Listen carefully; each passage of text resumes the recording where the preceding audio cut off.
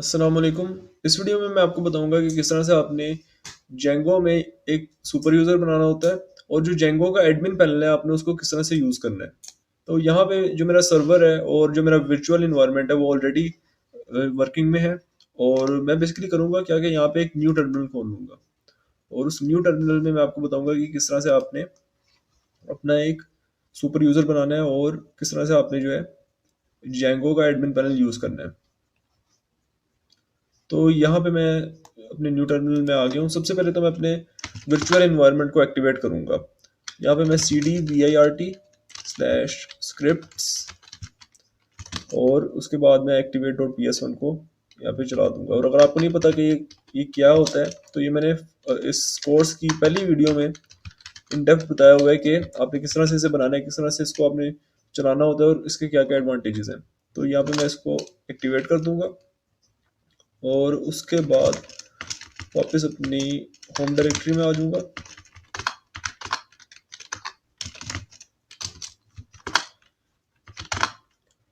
और यहाँ पे अब manage.py जो है मेरे सामने है।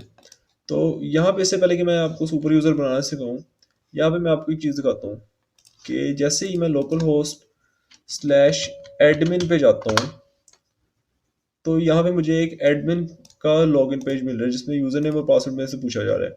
अब यूज़र नेम भी मैंने नहीं बताया हुआ आप लोगों को और ना पासवर्ड मैंने बताया हुआ है और ना ही मैंने अभी तक इसको कुछ सेट किया है।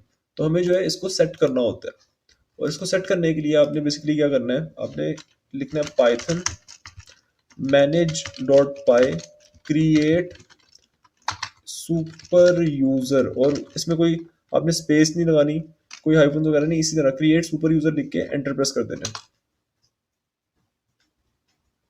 ठीक है, यहाँ पे देखें जैसे ही मैंने ये कमांड रन की तो इसने मेरे से पूछ लिया यूज़र नेम और यहाँ पे मैं जो है अपना यूज़र नेम टाइप कर सकता हूँ। तो यहाँ पे मैं अपना नाम लिख दूंगा। उसके बाद ईमेल एड्रेस में मैं अपना ईमेल इसको दे दूंगा।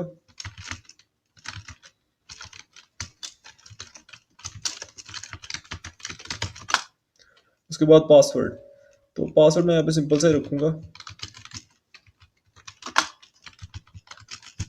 और जो पासवर्ड है वो भी आपको नज़र नहीं आ रहा। जब आप टाइप भी कर रहे होंगे तब भी आपको नज़र नहीं आएगा क्योंकि ये टर्मिनल में पासवर्ड को हाइड कर देता है। तो जब आप टाइप कर रहे हो पासवर्ड तो आपने मेक श्योर करना है कि आप जिस की को प्रेस कर रहे हैं वो की आपको याद हो। तो यहाँ पे इसने मुझे कहा बाईपास पासवर्ड वैलिडेशन, हाँ यस, क्योंकि मैंने एक वीक पासवर्ड यूज़ किया है तो इसलिए पासवर्ड वैलिडेशन को मुझे बाईपास करना पड़ेगा। ओके, तो अब ये देखिए इसने कहा है कि सुपर यूज़र क्रिएटेड सक्सेसफुली। अब मैं अपना ये यूज़र नेम और जो पासवर्ड मैंने टाइप किया था उसे यूज़ करके अपने एडमिन पैनल में लॉगिन कर सकता हूँ। तो मैं यहाँ पे आ जाऊँगा, यहाँ पे मैं अपना यूज़र नेम लिखूँगा।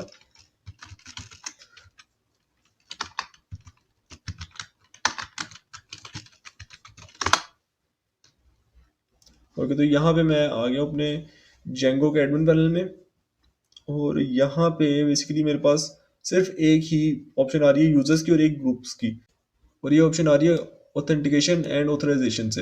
अच्छा, ये जो ऑप्शन है ये बेसिकली क्या कर रही है, ये मुझे बता रही है कि जो जेंगो के कुछ टेबल्स हम लोगों ने बनाए थे शुरू में, बिल्कुल शुरू में करके जब मैंने आपको डेटाबेस के बारे में बताया था जेंगो में, तो ये कुछ टेबल्स बने थे। ये बेसिकली जो टेबल्स हैं ये जेंगो के साथ ही आते हैं, ये जेंगो बनाता है और इन्हें हम कहते हैं ऑथेंटिकेशन टेबल्स।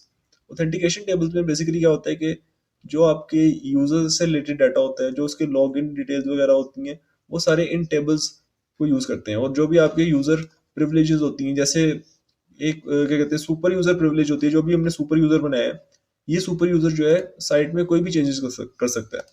ये जो है यहाँ पे एडमिन पैनल में जाके कोई यूज़र ऐड कर सकता है, कोई अगर एग्जिस्टिंग यूज़र है तो उसे डिलीट कर सकता है। तो ये क्या कहते हैं, ये हमारे पास यूज़र प्रिविलेजेस होती हैं। यहाँ पे अगर आप देखें ये परमिशंस में आगे तो एक होता है एक्टिव, एक होता है स्टाफ और एक होता है सुपर स्टेटस। तो जो सुपर यूज़र स्टेटस है वो सुपर यूज़र जो है वो एडमिन पैनल में जाके कुछ भी कर सकता है। जो एक्टिव यूज़र होता है वो एक नॉर्मल यूज़र होता है। स्टाफ स्टेटस जो है वो एडमिन पैनल में लॉग इन कर सकता है लेकिन एडमिन पैनल में कोई चेंजिंग वगैरह नहीं कर सकता। तो इस तरह से जो है आपने एक सुपर यूज़र बनाना होता है अपने जेंगो में। तो यहाँ पे अगर आप देखेंगे पासवर्ड वाले फील्ड में एक एल्गोरिथम लिखा हुआ आ रहा है और कोई लंबी सी एक स्ट्रिंग आ रही है। हालांकि जो मेरा पासवर्ड है वो एक सिंपल सा पासवर्ड था, मैंने पासवर्ड 123 जो है टाइप करके पासवर्ड को एंटर कर दिया था। लेकिन ये जो स्ट्रिंग आ रही है ये क्या होती है, ये बेसिकली होती है एक इनक्रिप्टेड की। अगर मैं आपको यहाँ पे ऑथ यूजर दिखाऊं तो यहाँ पे देखें, ये मेरा यूजर नेम और ये इसने मेरा पासवर्ड यहाँ पे सेव किया हुआ है। अब मैंने जो पासवर्ड टाइप किया था वो पासवर्ड 123 था, लेकिन इसने क्या किया, उसकी एक इनक्रिप्टेड की बना दी। क्योंकि डेटाबेस में कभी भी पासवर्ड को एज इट इज नहीं स्टोर करते। डेटाबेस में जब आप पासवर्ड को स्टोर करते हैं तो उसकी एक इनक्रिप्टेड की को स्टोर करते हैं, और जब यूजर लॉग इन करता है तो उस इनक्रिप्टेड की को यूजर के दिए हुए पासवर्ड से मैच करने की कोशिश करते हैं कि क्या वो मैच हो रही है, क्या यूजर का एंटर किया हुआ पासवर्ड इनक्रिप्ट होकर दोबारा वही की बन रहा है कि नहीं।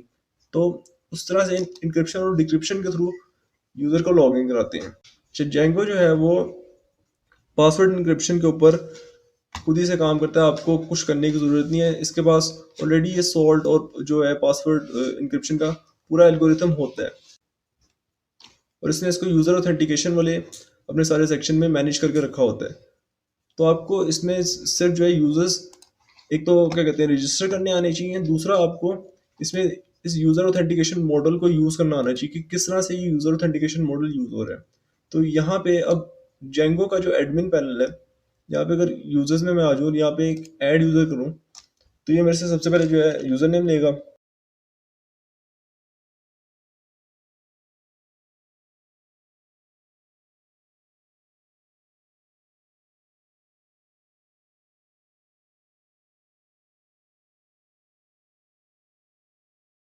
ओके, एंटर करके मैंने सेव कर दिया, तो इसने एक नया यूज़र बना दिया। ठीक है, लेकिन हम अपनी वेबसाइट में ये तो नहीं चाहेंगे ना कि कोई भी अगर यूज़र आ रहा है तो हम मैनुअली जो है सुपर यूज़र को कहें कि वो एक यूज़र ऐड करे, या फिर लोगों को कहें कि वो हमारे एडमिन पैनल में आ जाएं और जो है एडमिन पैनल में आके इस तरह से यूज़र्स ऐड करें।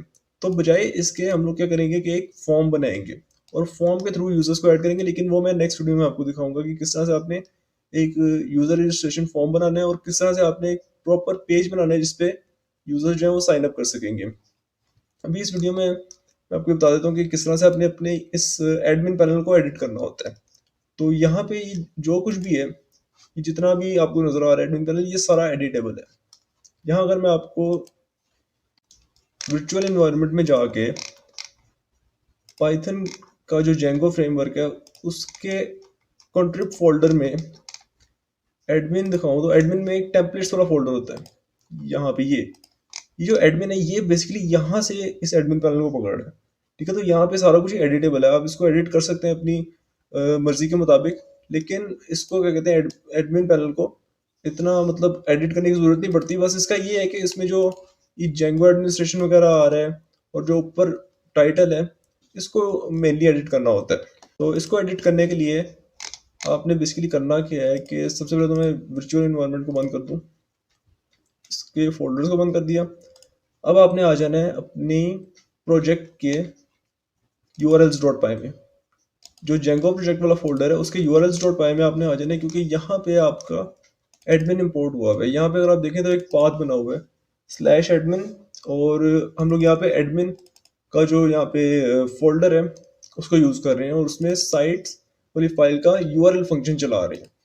तो यहाँ पे हम एडमिन को यूज़ करके थोड़ी सी चेंजिंग कर सकते हैं अपने एडमिन पैनल में, जो कि इसके ये टाइटल से रिलेटेड है और इसके ये ऊपर पेज टाइटल है उससे रिलेटेड है।